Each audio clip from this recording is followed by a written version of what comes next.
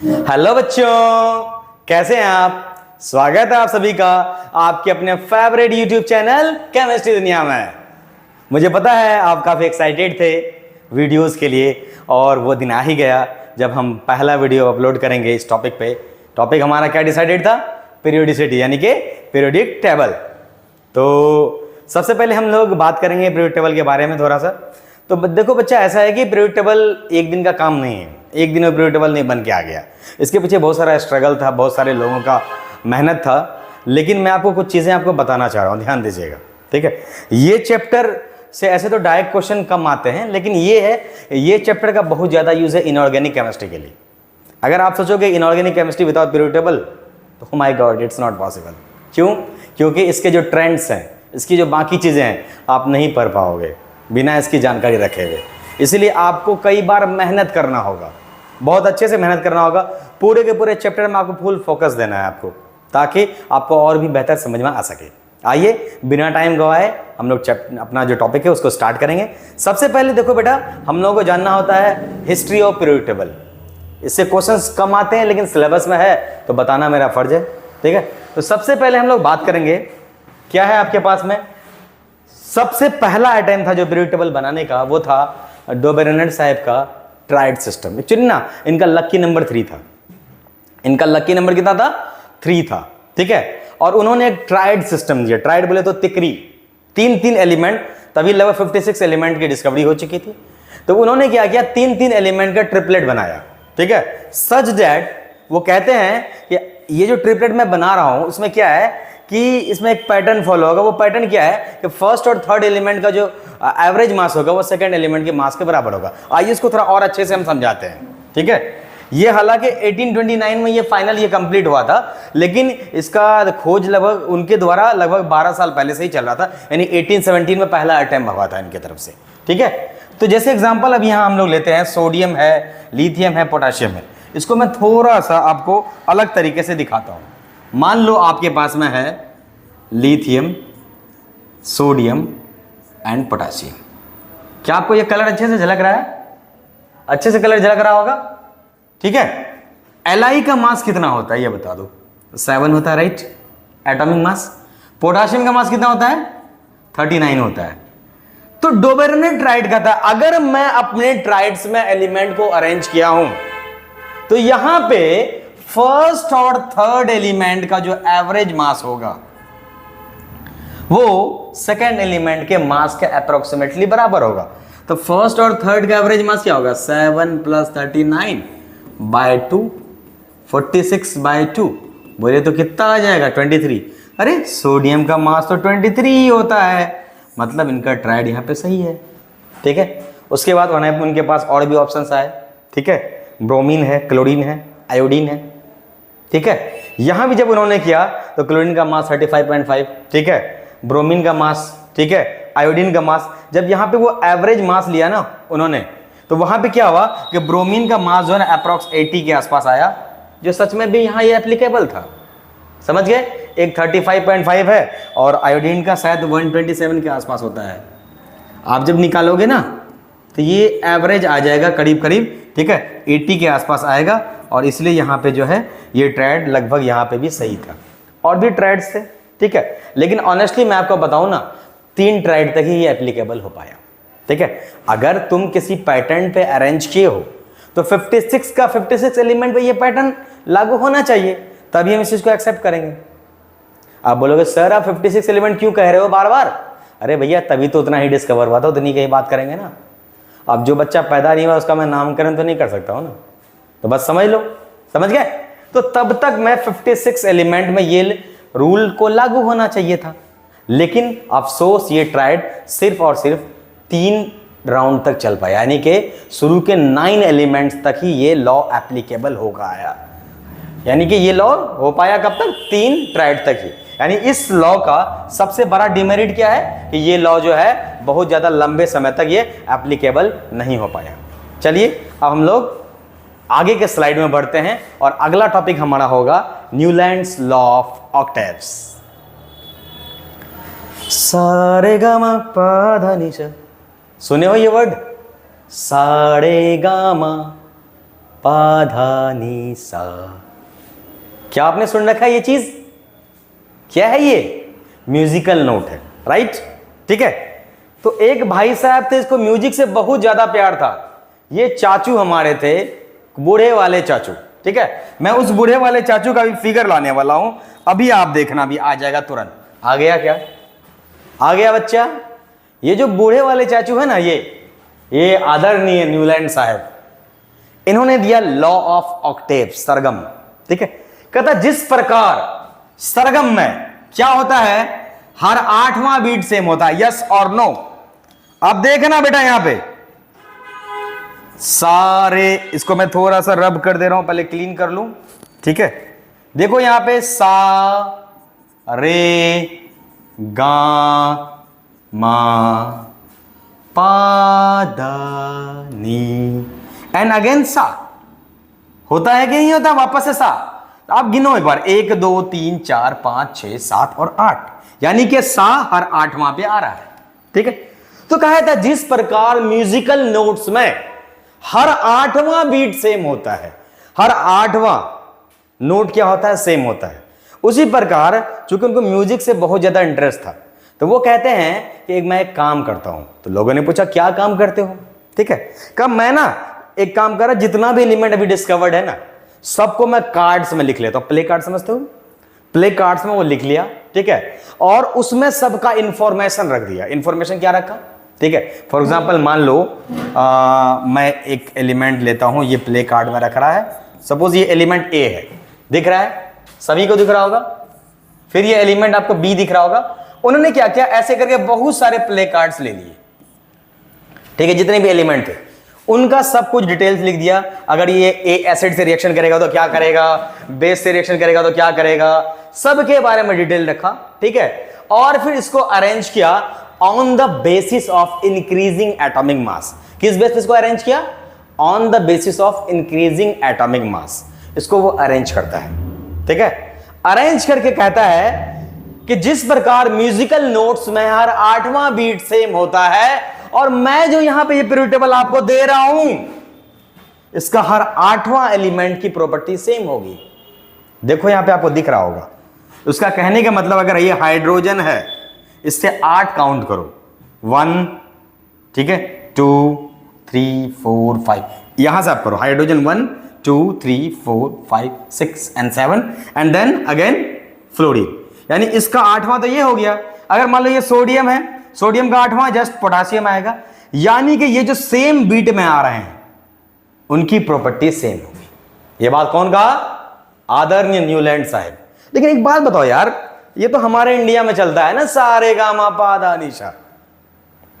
उनके देश में भी यही चलता होगा क्या? नहीं, उनके देश में एक स्पेशल उनका अलग नोट होता है, लेकिन वही 8 का ही बीट चलता है बोले तो। लेकिन उनके यहां होता है डो रे मी फा सो ला ती डो। समझ रहे हो? डो रे मी फा सो ला ती डो। यानी कि ये पैटर्न समझना, यहां भी क्या हो रहा है? डो रे मी फा सो ला ती एंड अगेन डो। ये वापस रिपीट कर रहा है। समझ रहा है भाई? तो कहता है उनके बीट में यही होता है। आप में से कोई डांस किए होगे तो आपको पता होगा, डांस में जो बीट होता है ना, 1 2 3 4 5 6 7 एंड अगेन 8 जो होता है, उसमें भी वैसे 8 का ही बीट होता है। म्यूजिकल बीट्स ऐसे ही चलता है। ठीक है, तो वो म्यूजिक से उसको प्यार था और इसी तर्ज पे सारे एलिमेंट को उन्होंने अरेंज कर दिया। लेकिन अफसोस, फिर से मैं कह रहा हूं, ये भी लॉ बेकार जाने वाला है, क्योंकि इसमें भी बहुत सारी खामियां निकल गई। अब वो क्या क्या खामियां था, वो क्या क्या खामियां थी भाई, मैं आपको बताता हूं। सबसे बड़ा खामी, ये भाई साहब घमंडी थे। घमंडी थे मतलब समझ रहे हो? ये भाई साहब कहते हैं सर एक बात बताऊं? तो लोगों ने कहा बताओ यार। अभी जो मैं कह रहा हूं कि ये जो एलिमेंट डिस्कवर्ड है ना, ये जो मैं पीरियड टेबल बना रहा हूं, इसके बाद और कोई एलिमेंट नहीं आने वाला है। यानी कि ये जो एलिमेंट मैंने आपको बता दिया कि इतना ही एलिमेंट होता है, उतना ही होगा, उसके बाद फिर कोई एलिमेंट डिस्कवर नहीं होने वाला है। तो बताओ यार, 63 एलिमेंट ही डिस्कवर्ड है क्या? बता दो, क्या इतना कम एलिमेंट डिस्कवर्ड है? 118 एलिमेंट आपको पीरियड टेबल में दिखता है यार। तो वो लॉ आपका फाइनली क्या हो गया, वहां पे फ्लॉप कर गया। समझ गए? वो लॉ क्या हो गया? फ्लॉप कर गया। क्यों? सबसे बड़ा उसका घमंड उसको तोड़ दिया। उनका घमंड क्या था? उनका घमंड ये था कि 63 एलिमेंट ही डिस्कवर्ड है और उसके बाद कल होके कोई एलिमेंट डिस्कवर भी नहीं होगा।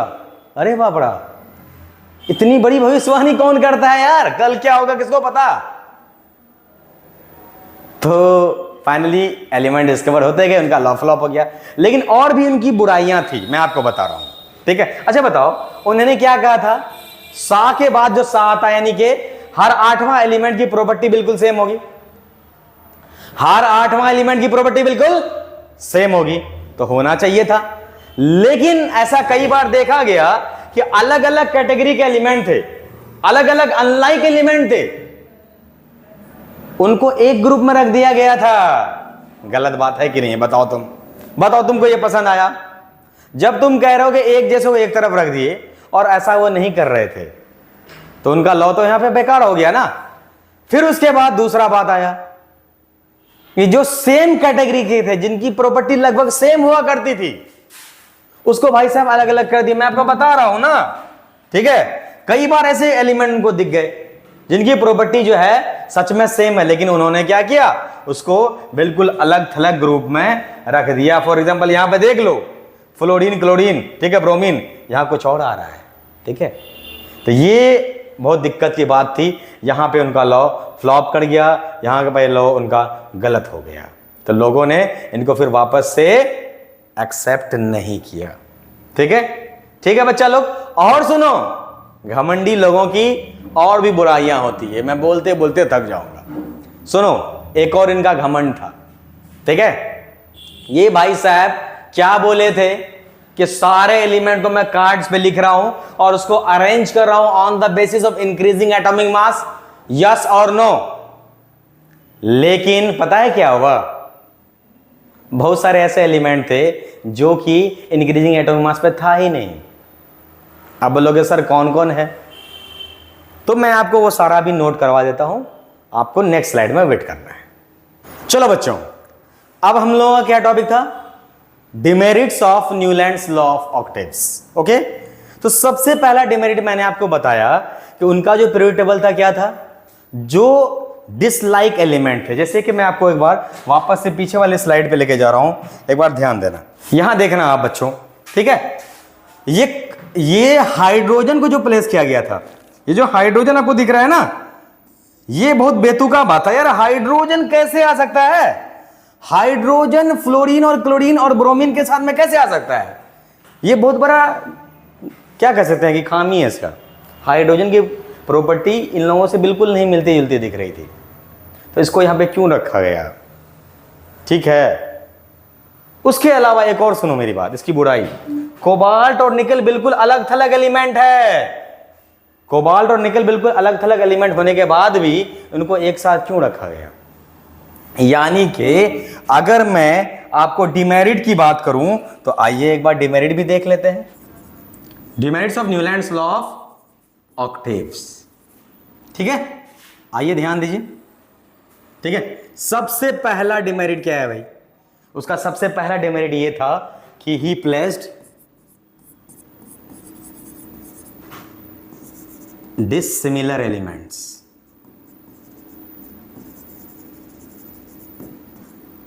In the same slot. जो अलग अलग कैटेगरी का एलिमेंट था उनको सेम स्लॉट में रख दिया, and similar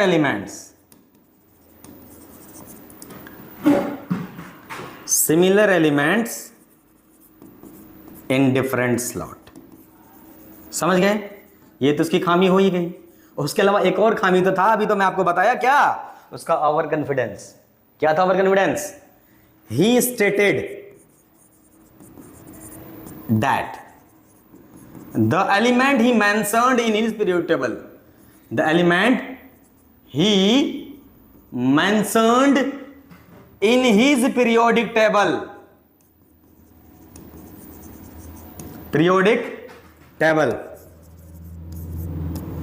is final, and no more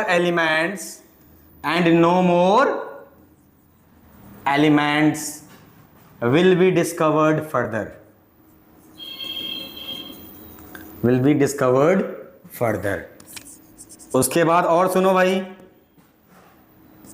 कुछ एलिमेंट ऐसे भी थे जिनका एटॉमिक मास अलग अलग था, ठीक है, लेकिन ये भाई साहब इतने महान थे ना, उनको इतना तक ध्यान नहीं गया कि एटॉमिक मास को तो सही से लिख दें, ठीक है। तो कुछ एलिमेंट थे, यूरेनियम, बेरिलियम और इंडियम, ठीक है, इनका एटॉमिक मास इनके पीरियोडिक टेबल में गलत था, ठीक है। तो ये उनके तरफ से रॉन्ग इन्फो था रिगार्डिंग एटॉमिक मास। क्लियर बात है। उसके अलावा इनर्ट गैस तभी डिस्कवर नहीं हुआ था, तो खैर मैं उसकी खामी नहीं मानता हूँ, लेकिन बहुत लोग पढ़ाने में ये बात बोल देते हैं कि इनर्ट गैस के लिए उन्होंने स्पेस नहीं छोड़ा था। अरे भाई बच्चा पैदा ही नहीं हुआ था, नामकरण कैसे करें? तो कोई बात नहीं, वहाँ पे उसको सह सकते हैं, लेकिन ये तो बिल्कुल नहीं सहोगे ना, गलत इन्फॉर्मेशन दे रहा है नालायक, ठीक है। सॉरी मैं नालायक उनको कह रहा हूँ, बहुत बड़ी बात है, मैं उनकी इज्जत करता हूँ, आप लोग अदरवाइज मत लेना। तो आपको ये याद करना है ना कभी, तो कैसे याद करोगे?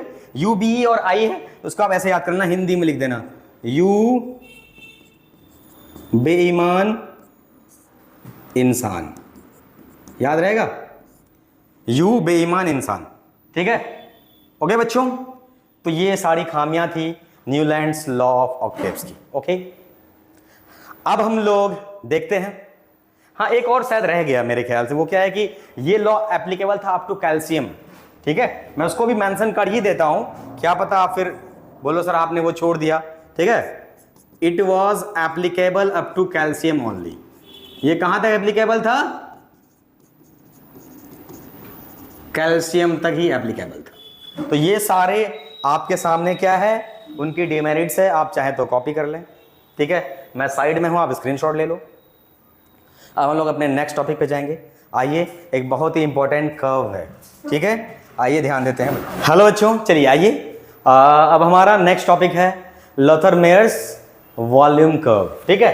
ये थोड़ा सा इंपॉर्टेंट है, थोड़ा लॉजिकल भी लगा मुझे, ठीक है। जब मैं पढ़ रहा था तभी तो नहीं पढ़ रहा था, लेकिन बाद में जब मैं पढ़ाने के दौर पे आया तो मैं देखा कि लगातार कुछ ना कुछ मैं हमेशा सीखता रहता हूँ, तो सोचा बच्चों को भी सिखाऊं। तो ये थोड़ा सा अलग है, जो आपके शायद बुक्स वगैरह में कई बार नहीं मिलता है, लेकिन साल डेढ़ साल में कभी क्वेश्चन आ जाए तो हम लोग उसके लिए तैयार रहेंगे, राइट, ठीक है। ये लोथर-मेयर्स एटॉमिक वॉल्यूम कर्व क्या है, ठीक है। उन्होंने एक बहुत गंदा सा कर्व बनाया, थोड़ा पूरा गंदा लग रहा है, देख लो, ठीक है। इसमें डेटा निकालना बहुत मुश्किल लग रहा होगा, सोच रहे हो सर ये क्या क्या बता रहे हो, याद कैसे होगा ये, ठीक है, लेकिन कोई बात नहीं, नो फिकर when Salik sir is here, okay. तो इन्होंने एक कर्व ड्रॉ किया, ठीक है, atomic volume versus atomic mass, atomic volume versus atomic mass. कहा कि मैं जिस पैटर्न पे कर्व ड्रॉ कर रहा हूं ना, ठीक है, जो चीज जहां पे आएगा उस पैटर्न में उनकी प्रॉपर्टी सेम होगी। नहीं समझे? देखो ऐसे समझाता हूं, ये कर्व यहां दिख रहा है, एल आई यहां टॉप पे है, ठीक है। मैं कलर चेंज कर लेता हूं ताकि और भी अच्छे से दिखे। कौन कलर लोगे? पिंक ले लूं? पिंकी पिंकी किसको किसको पसंद है? ये एल आई यहां पे है, एन ए यहां पे है, के यहां पे है, आर बी यहां पे है, सी एस यहां पे है। तो उन्होंने कहा ये जो टॉप में है ना, टॉप में, ठीक है, टॉप में जो है कौन है? L I, N A, K, R B and C S. ये जो टॉप में इनको दिख रहा है इनकी प्रॉपर्टी सेम होगी। फिर कहा कि जो असेंडिंग में आ रहा है, असेंडिंग में कौन आ रहा है? देखो इधर, देखो बेटा, असेंडिंग में कौन आ रहा है? कोई आपके सामने दिख रहा है? सल्फर है, ठीक है। और भी इससे पहले मैं डिसेंडिंग ले लूं, बेरिलियम हो रहा है यहाँ पे, ठीक है, मैग्नीशियम हो रहा है यहाँ पे, ठीक है, ये आपका डिसेंडिंग में आ रहा है, ठीक है, कैल्शियम हो रहा है, स्ट्रोंटियम हो रहा है, ये भी डिसेंडिंग में जा रहा है, ठीक है, नीचे गिर रहा है ना, जिसको डिसेंडिंग ऑर्डर बोलते हैं, बेरियम हो रहा है, ठीक है। इनकी प्रॉपर्टी वो कह रहे हैं सेम हो रहा है, ठीक है। यानी डिसेंडिंग में देख लो कौन कौन हो रहा है यार, डिसेंडिंग हो रहा है बेरिलियम, मैग्नीशियम, कैल्शियम, स्ट्रोंटियम, उनको वो उस ऑर्डर में रख दिए, ठीक है। और जो बिल्कुल नीचे थे, ठीक है, उनको फिर वो जो मान लो असेंडिंग ऑर्डर में आ रहा है, कार्बन आ रहा है, यहाँ पे सिलिकॉन आ रहा है, ठीक है। अब आराम से देखो फिर असेंडिंग में आ रहा होगा, ठीक है। तो जो जो आपका असेंडिंग में आ रहा है उनको वो उन्होंने कहा कि भाई ये एक कैटेगरी का है, जो डिसेंडिंग में आ रहा है उनको उन्होंने मेंशन किया कि ये एक कैटेगरी का है, जो टॉप पे है वो एक कैटेगरी का, यानी कि जो सेम कैटेगरी में आ रहे हैं उनकी प्रॉपर्टी सिमिलर होगी, ठीक है। ये था लोथर-मेयर का कर्व, ओके बच्चों। तो ये उतना कुछ खास सिलेबस में नहीं है, लेकिन फिर भी अब था तो मैंने मेंशन कर दिया। ठीक है, तो चलिए अब आगे बढ़ते हैं। नेक्स्ट हमारा सबसे इम्पोर्टेंट है, जो कि असल में बोला था सबसे ज़्यादा कंट्रीब्यूशन अब तक का पीरियोडिक टेबल में उन्हीं का रहा है, आदरणीय डिमिट्री इवानोविच मेंडलीव साहब का। आइए चलिए आगे बढ़ते हैं। चलो बच्चों, अब हमारा नेक्स्ट टॉपिक है मेंडलीव्स पीरियोडिक टेबल, जहाँ पे वो बेस्ड होगा मेंडलीव्स पीरियोडिक लॉ पे। तो सबसे पहले हम लोग जानेंगे कि मेंडलीव्स पीरियोडिक लॉ क्या है। आप चाहे तो अब लिख भी सकते हो, मैं वर्बली कह देता हूँ। The physical and chemical property of elements is the periodic function of atomic masses. कहने का क्या मतलब है समझना। ठीक है, उन्होंने क्या किया कि जैसे मैं आपको पहले बताया था न्यूलैंड्स लॉ ऑफ ऑक्टेव में, उन्होंने क्या किया, सारे एलिमेंट को ले लिया। ठीक है, जितना भी एलिमेंट उसके सामने था सारे एलिमेंट को वो ले लिए एक कार्ड्स में, प्ले कार्ड्स में। ठीक है, सारे एलिमेंट्स को प्ले कार्ड्स में अरेंज कर दिया। ठीक है, A B X L M जो भी हो सबको प्ले कार्ड्स में कर दिया, उनका मास लिख दिया। ठीक है, उनका रिएक्शंस वगैरह लिख दिया, सब कुछ उसका डिटेल लिखता चला गया। और उसके बाद वो कहता है कि अगर सारे एलिमेंट को मैं अरेंज कर दूं on the basis of increasing atomic mass, यानी कि सारे ताश के पत्तों में देखा कि अरे इसका मास तो ज़्यादा है, उसको पीछे कर दिया, जिसका मास कम है उसको ऊपर कर दिया, ऐसे करके जब वो अरेंज कर दिया। ठीक है, तो वो कहता है कि जो फिजिकल और केमिकल प्रॉपर्टी होता है एलिमेंट का, वो पीरियोडिक फंक्शन होता है, एक रिपीटेड फंक्शन होता है एटॉमिक मास का, यानी कि एटॉमिक मास के रिस्पेक्ट में वो कुछ रिलेशन निकाल के एक अलग सा पीरियोडिक टेबल तैयार करके देती है। ठीक है, उससे पहले एक और मजे की बात सुनो। मेंडलीव को ये सबसे कोई लेना देना नहीं था। मेंडलीव के पिताजी का एक शीशे का फैक्ट्री था, ग्लास का फैक्ट्री था, जो उसकी मम्मी को दहेज में मिला था। ठीक है, तो शीशे के फैक्ट्री में आपको पता है कि बहुत सारा केमिकल्स रखा रहता है। ठीक है, तो वहाँ जब देखा कि कैसे अरेंज करके रखा जाता है, उस टाइम ये हॉट टॉपिक था एलिमेंट्स का अरेंजमेंट।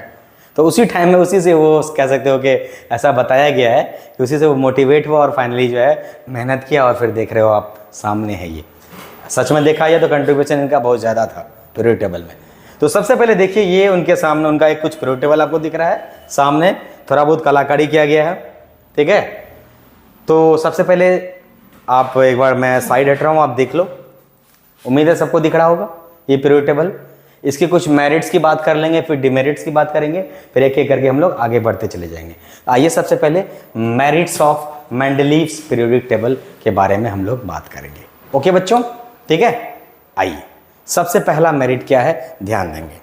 तो याद है तुम लोगों को जब आप ये पढ़ रहे थे कि न्यूलैंड्स लॉ ऑफ ऑक्टेव्स आप पढ़ रहे थे, वहाँ पे न्यूलैंड साहब की एक खामी थी। खामी क्या थी? उन्होंने कहा कुछ एलिमेंट के मासेस को गलत बताया था। ठीक है, उनको ये करेक्ट किया। तो सबसे पहले हम लोग बात करेंगे merits of Mendeleev's periodic law. ठीक है, सबसे पहला मेरिट क्या है? He corrected the atomic masses of क्या क्या था? U, BE और IN। ये U, BE और IN याद करो, जब न्यूलैंड्स लॉ ऑफ ऑक्टेव्स की डिमेरिट्स बता रहा था तो वहां पे न्यूलैंड भाई साहब ने इनका मास गलत बताया हुआ था, उसका मास को सही किया ये, और उसका मैंने एक ट्रिक भी बताया था, यू बेईमान इंसान। ठीक है, एक और इसका मेरिट है। मेरिट क्या है ध्यान देना। ठीक है, अच्छा बताओ, कल हो के मेरी शादी होगी कि नहीं होगी पता नहीं है। ठीक है, अब कौन झेलेगी वो अलग बात है। ठीक है, शादी होने के बाद मेरा जो पहला बेबी होगा उसका नाम मैं कुछ XYZ ही रखूं। ठीक है, जरूरी है क्या? जरूरी है भाई? जरूरी है कि वो फीमेल ही होने वाली है या मेल ही होने वाला है? तो ये भाई साहब को कल क्या होने वाला है उनको जैसे पता था। वो ना कुछ एलिमेंट जो कल होकर डिस्कवर होने वाले थे उसका जगह छोड़ दिए कि पता है कुछ दिन बाद एक एलिमेंट डिस्कवर होगा और वो इसी जगह में फिट हो जाएगा, और उसका मैं नाम रख दे रहा हूं, रुको मैं बताता हूं क्या था वो। ठीक है, बोरॉन के नीचे उन्होंने जगह छोड़ दिया और वो कहते हैं इस जगह कोई एलिमेंट आने वाला डिस्कवर होगा। तत्काल रूप से मैं उसका स्पेस खाली करके रख देता हूं और उसका नाम रख देता हूं एका बोरॉन। कल हो गया सिलिकॉन के नीचे भी कोई आएगा एलिमेंट, उसका नाम मैं अभी से रख दे रहा हूं एका सिलिकॉन। तो ऐसे करके उन्होंने कई सारे एलिमेंट का नाम रख दिया। ठीक है, और वो एलिमेंट क्या क्या थे मैं आपको अगले नेक्स्ट स्लाइड में बताता हूं। अगले एलिमेंट्स क्या क्या थे, ये GASC GTC, ठीक है। इसको आप कैसे लर्न करोगे, गंगा से जमुना तक, जमुना तक, यानी कि ये ऐसे एलिमेंट है, ये मेरिट्स में ही है बेटा पॉइंट, ठीक है, मेरिट का सेकंड पॉइंट है ये, ठीक है। ये इन एलिमेंट्स के लिए स्पेसेस छोड़ दिए, he left spaces for following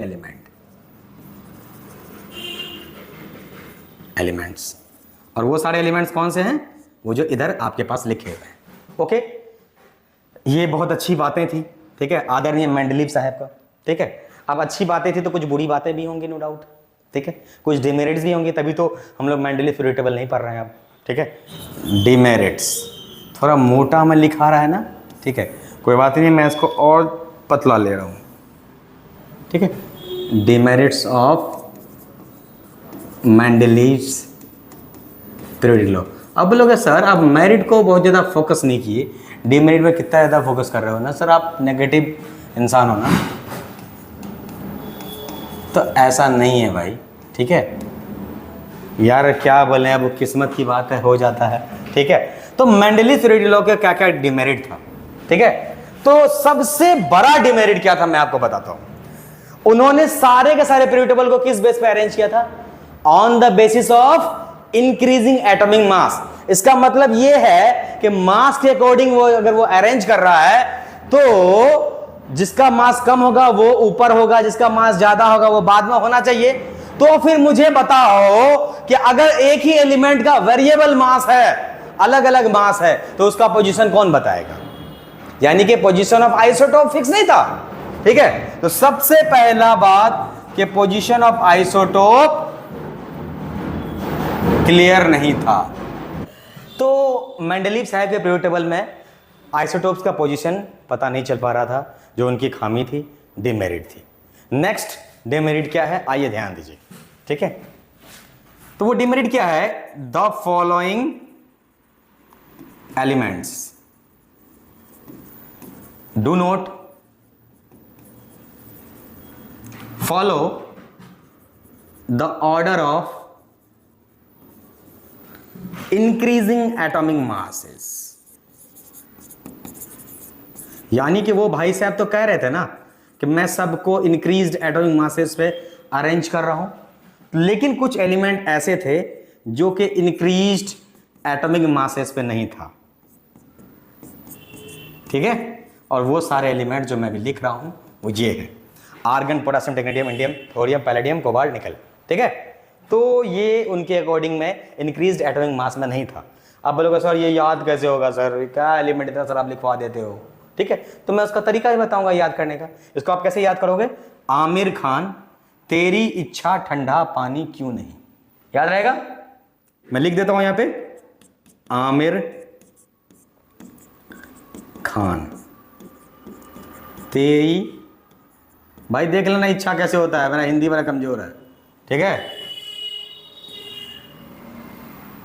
ठंडा ठंडा पानी क्यों नहीं, और ऐसा नहीं ये वीडियो तो आमिर खान को पोस्ट कर देना, क्या बोलते टैग कर देना, ठीक है भाई। मैं आमिर खान रहे कि शाहरुख खान रहे, मैं सबकी रिस्पेक्ट करता हूँ, लेकिन ज़रूरत पड़े तो उनका नाम यूज़ करूँगा, क्योंकि इससे मेरे बच्चों को याद होगा, चीज़ें आसान लगेंगी, ठीक है। चलो बिना टाइम बर्बाद करें अगले डिमेरिट पे जाते हैं। नेक्स्ट डिमेरिट क्या है, पोजीशन ऑफ हाइड्रोजन, ठीक है। हाइड्रोजन का पोजीशन वो स्पेसिफाई नहीं कर पाए, हाइड्रोजन के पोजीशन को वो ठीक से बता नहीं पाए, ठीक है। तो ये सारा डिमेरिट था मेंडलीव पीरियोडिक लॉ का, मेंडलीव के पीरियोडिक टेबल का, ठीक है। ठीक है बच्चों, तो आज के लिए इतना ही रहेगा। नेक्स्ट डे हम आएंगे modern long form periodic table based on Moseley law से, ठीक है। और फिर हम लोग आगे बढ़ेंगे। आपसे रिक्वेस्ट है, अगर आपको वीडियो अच्छा लगा, अगर आपको सर का मेहनत अच्छा लग रहा होगा, तो आप प्लीज़ बाकी बच्चों को भी बताइएगा चैनल के बारे में। हमारा चैनल सब्सक्राइब करिए, और अगर आपको कुछ कमेंट्स करना हो, कुछ बातें बतानी हो, कुछ सुझाव देना हो, या अच्छा लगा हो तो कमेंट करके जरूर बताना, लाइक करना, शेयर करना। Thank you, keep watching chemistry दुनिया, बाय बाय।